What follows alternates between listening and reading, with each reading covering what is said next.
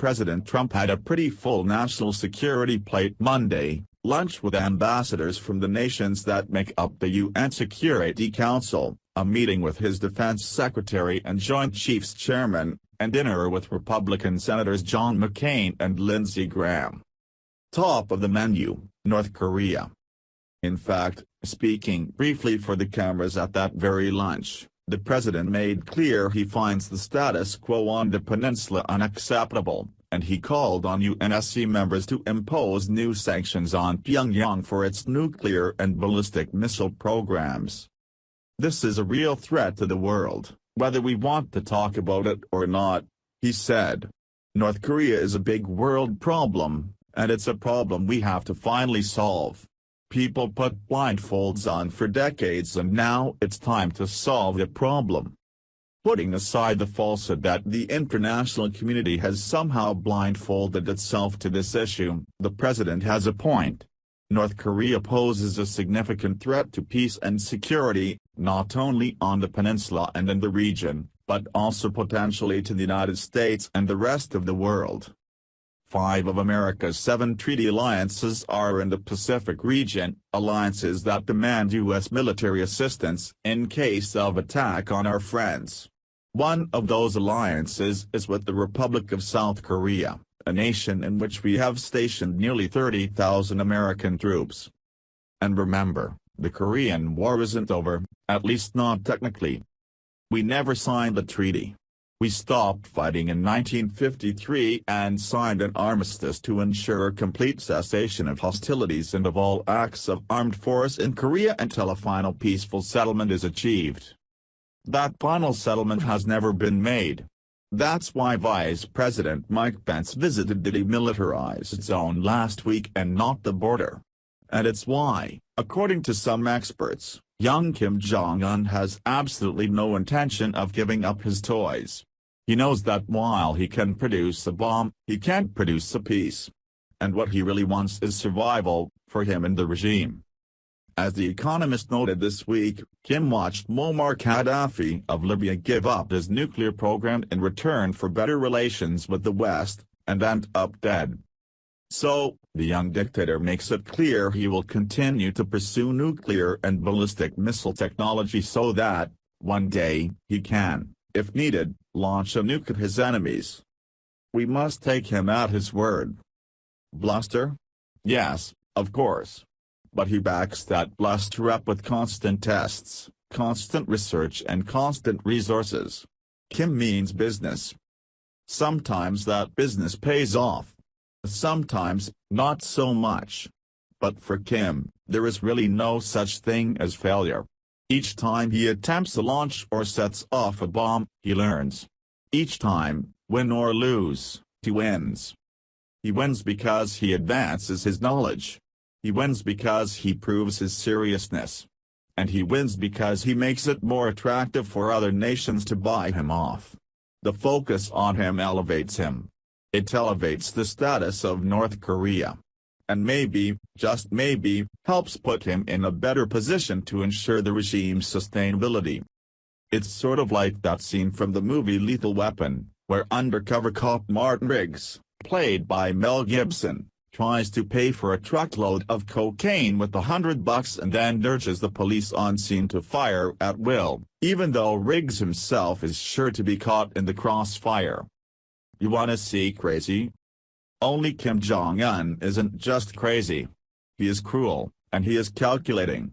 And he still appears to calculate that, while North Korea is dramatically weaker than the rest of the world, as well as his southern neighbors, he can raise the stakes high enough that the playing field gets leveled pretty darn fast. Even if he doesn't win the escalation race, even if we beat him to the punch with the preemptive strike, he can make it very costly, indeed. The death and destruction he could rain down on Seoul alone in just the span of a couple of hours, some estimates have it at more than 100,000 casualties, not to mention a restart to the Korean War, would be bloody, brutal and disastrous. And that's why there are no good options. Only least worst ones: more sanctions, more pressure, more diplomacy, more deterrence. These aren't sexy solutions. They won't grab headlines.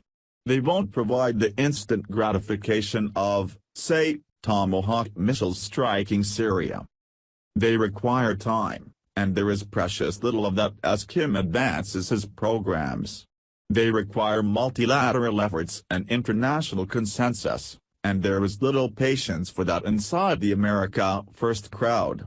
They require the energetic cooperation of China, and there is, despite the Trump administration's claim to the contrary, little evidence of that, either. But they are still worth exploring, if only because a preemptive strike preempts only a North Korean nuclear missile from hitting us or our friends, and not the larger war. Don't get me wrong. If we get to the point where we need to strike, we should strike. That should always remain an option, as it was under President Obama and his predecessors. But even as we prepare for that dreadful possibility, we should exhaust every other avenue.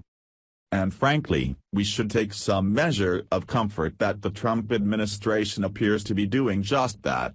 For all his own bluster, Trump has presided over what appears to be a normal, rigorous and deliberate interagency process to discuss and debate solutions to the North Korea problem. The first trip Mattis took was to the Pacific region, followed shortly by the Secretary of State and more recently the Vice President. All of them shored up the confidence of allies and partners about America's firmness and commitment to dealing with the threat. The President will bring congressional leaders to the White House on Wednesday for a briefing on North Korea, and Secretary of State Rex Tillerson heads to New York on Friday to lead a special ministerial meeting at the United Nations devoted to North Korea.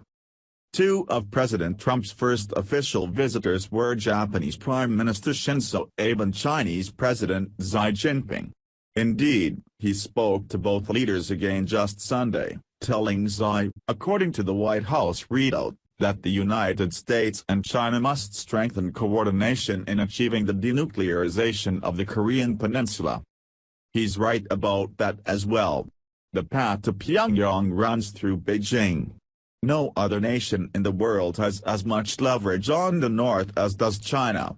China knows it, too, though they claim otherwise and are timid about using it.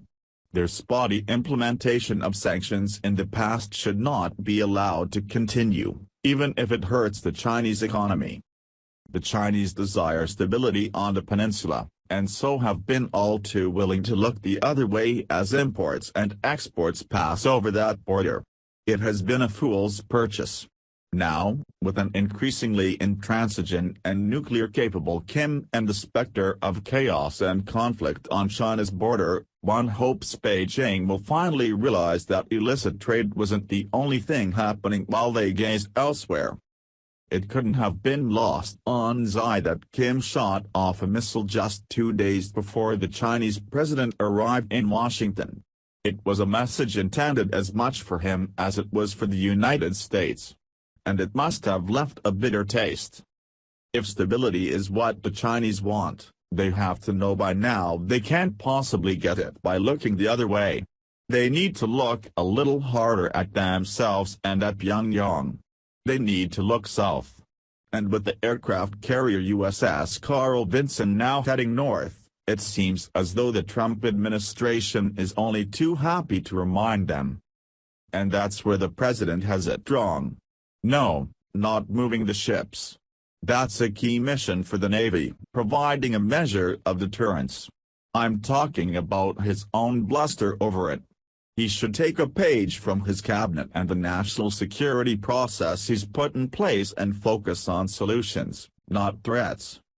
First of all, we don't want to scare the wrong Korea.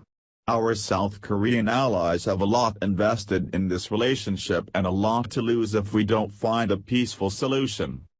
And second, Kim is not a rational actor and not above overreacting.